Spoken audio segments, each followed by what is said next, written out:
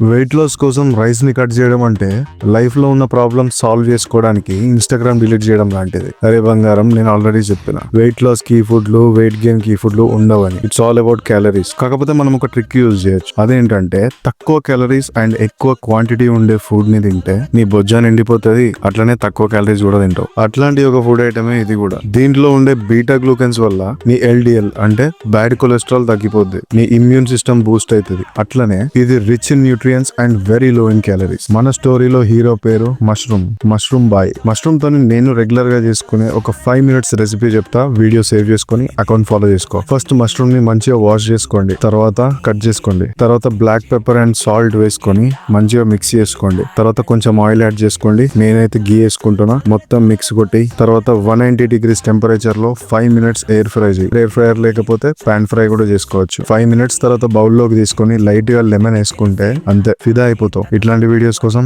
Subscribe చేయడం మర్చిపోవద్దు.